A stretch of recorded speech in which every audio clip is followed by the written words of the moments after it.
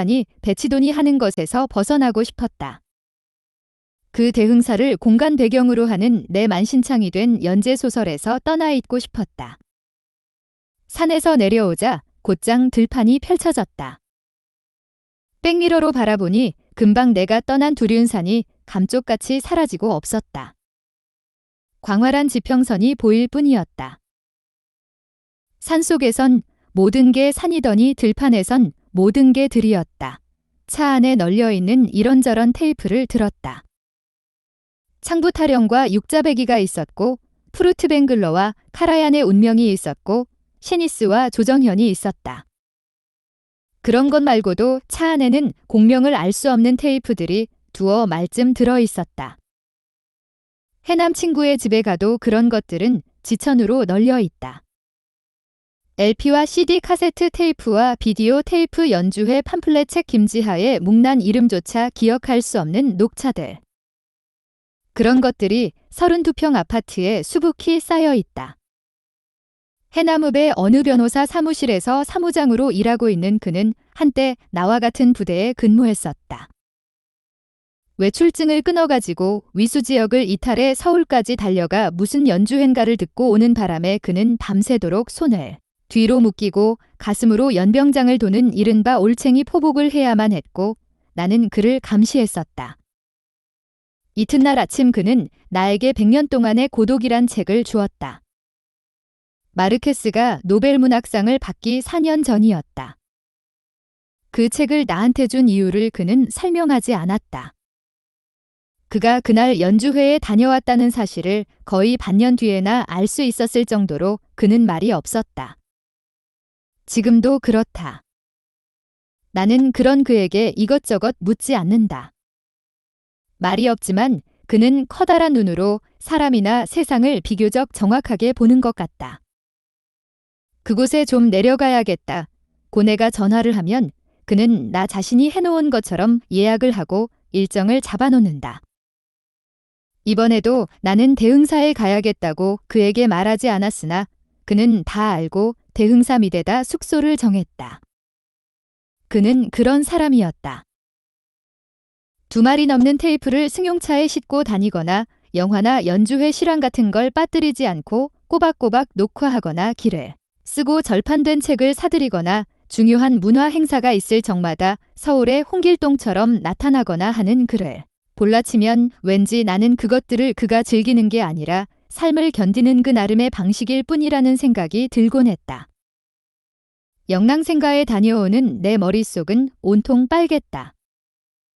대문과 마당과 마루 지붕기둥벽 뒤안들이 다 빨갰다. 복원된 지 한 달도 채 지나지 않았던 모양이었다. 문설주와 상기둥에선 짙은 송진내가 풍겼고 마당과 벽과 담장들에 사용된 적토는 완전히 마르지도 않은 상태였다. 유약 바르기 전에 옹기들이 그런 색깔이던가? 오래된 건물이라곤 3칸짜리 하나뿐이었는데 그곳 툇마루에 검은 표지의 방명록이 한 권 놓여 있었다. 이름, 주소, 직업, 방문 목적 등을 적도록 되어 있는 방명록에는 사무시적인 표현들로 어지러웠다. 영미 만나러 왔다가 바람만 맞고 간다. 맹구. 해를 따라 서쪽으로 오다 보니 여기까지 왔다요. 갤로퍼. 서태지는 내꺼, 현진영은 미란인연 거. 김여정. 나가 영길이 너 성공할 줄 풀세 알아불었다. 잉. 영길 애비. 박시표 외 3인. 충남 청양문학화. 시인. 영랑님 생가탐방. 그리고 마당 한 귀퉁이에 꽃이 다 떨어져 이미 씨앗을 맺기 시작하는 10여 그루의 모란들.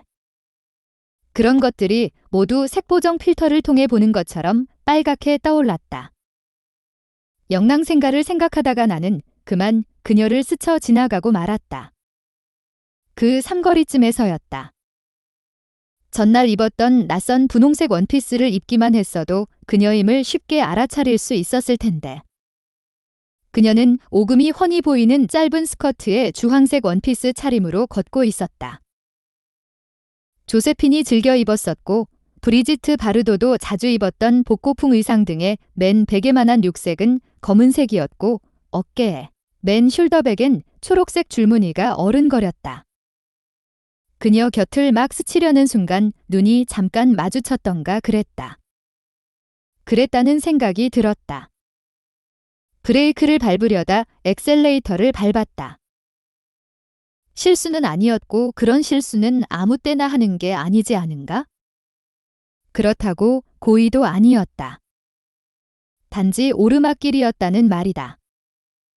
어깨에 맨 그녀의 숄더백이 100g만 더 무거워 보였어도 난 그녀를 태웠을 거야. 그녀를 스쳐 지나면 선아는 나한테 중얼거렸다. 그러니까 그녀를 태울 마음 같은 건 애시당초 없었다고 해도 틀린 말은 아니었다. 낯선 분홍색 원피스를 입었다면 그녀를 쉽게 알아볼 수 있었을 거라는 말은 그냥 쉽게 알아볼 수 있었을 뿐이라는 말이겠다.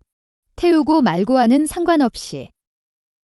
그래도 짐을 든 그녀를 그냥 지나쳐버린 게 맘에 걸리긴 걸린 모양이었다. 숙소에 닿을 때까지 나는 줄곧 별나고 긴 문장 하나를 계속 되뇌었으니까. 내가 인정머리 없는 놈이라고 도시락 싸 들고 다니며 선전할 여자로 보이지도 않지만 난 여기서 곧 떠날 사람이니까. 그런데도 상관없지 뭐 설마 그녀와 다시 마주치겠냐는 심보였을 것이다. 그런데 다음 날 나는 그녀를 정면에서 마주치고 말았다. 내가 묵고 있는 모텔의 식당에서 모닝빵에다 나이프 끝으로 버터를 바르고 있는 그녀를 처음엔 알아보지 못했다. 식탁에 앉아 무얼 먹을까 궁리하며 메뉴를 들치는데 그녀가 목례를 보내왔던 것. 그때의 내 표정이 어떠했을까? 지금까지 궁금하다. 당황하거나 놀라거나 뭐 그런 단순한 표정은 아니었을 거라는 건 분명하다. 나는 그녀를 단계적으로 인식했으니까.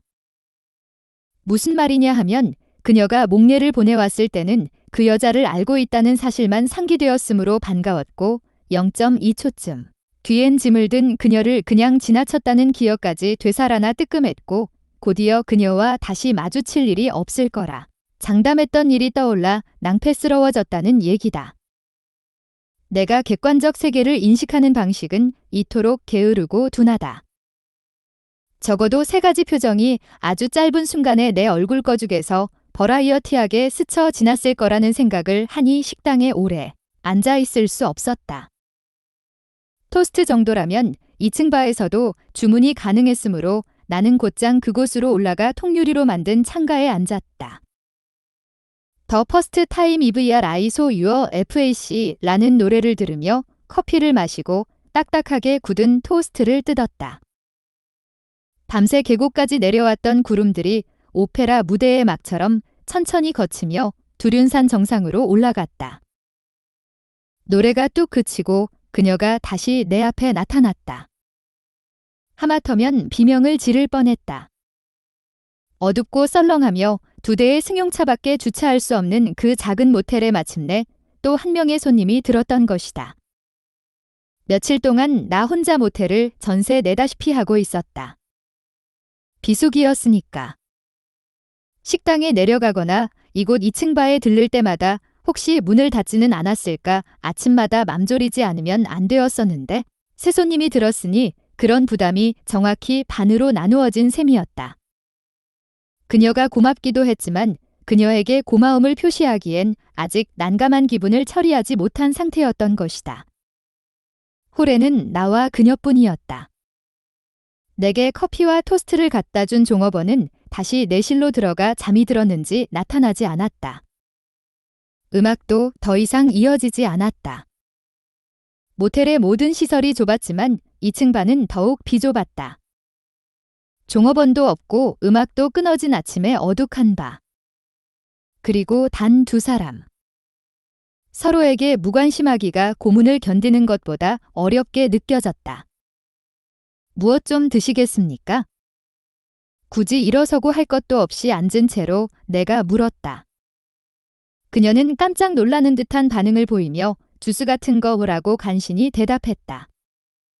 주스라는 발음이 그녀의 분홍빛 원피스 색상만큼이나 그녀의 흰 피부만큼이나 이색적이었다. 그녀의 놀라는 표정에 감사의 뜻까지 포함되어 있다는 걸 나는 왠지 저절로 알았다. 자고 있는 종업원을 깨워 파인 주스와 음악을 주문했다. 종업원은 그때까지도 모텔의 손님이라고는 나 하나뿐인 걸로 알고 있었던 모양이었다. 조금 전에 그쳤던 노래가 다시 처음부터 흘러나왔고 종업원이 잔을 들고 걸어왔다. 여기서 일하는 사람, 그런 사람 아니라는 거 몰랐는데 누구에게 하는 말인지 모를 소리를 그녀는 아주 작고 어눌하게 했다. 무엇인가 잔뜩 주눅이 들어있는 것 같았다. 그제서야 그녀에 대한 호기심이 발동하기 시작했다. 비수기에 이런 곳에 젊은 여자가 혼자서 무엇하러 왔을까? 혹시 어제 삼거리에서 저와 마주쳤던 것 기억합니까? 전 승용차를 타고 있었고 그쪽은 짐을 들고 있었죠. 그녀는 또 깜짝 놀라며 고개를 끄덕였다. 놀라는 표정을 지을 때마다 그녀의 얇은 눈꺼풀이 치켜지며 큰 눈이 순간적으로 더 커졌다. 푸른 실핏줄이 드러나 보이는 그녀의 희고 투명한 무릎에다 뜨거운 커피를 쏟고 싶다는 정체불명의 충동이 나의 늑막쯤에서 솟구쳤다. 태워드리고 싶었지만 그럴 수가 없었어요. 어째서죠? 라고 그녀는 묻지 않았지만 나는 서둘러 입을 열었다. 제가 요즘 중이염을 앓고 있거든요. 그게 중이염과 무슨 상관일까라는 의구심을 그녀는 그쯤에서는 어떻게든 표시했어야만 했다. 그러나 그녀는 진지하게 고개를 끄덕이고만 있었다. 지나칠 정도로 진지했기 때문에 나는 우롱을 당하고 있다는 기분에 잠시 사로잡히기까지 했다. 나는 자꾸 조급해졌다. 귀가 정상이 아니니까 평형 감각에 자꾸 장애가 생기는 겁니다. 운전하다가 잘못되기라도 하면 어떡합니까?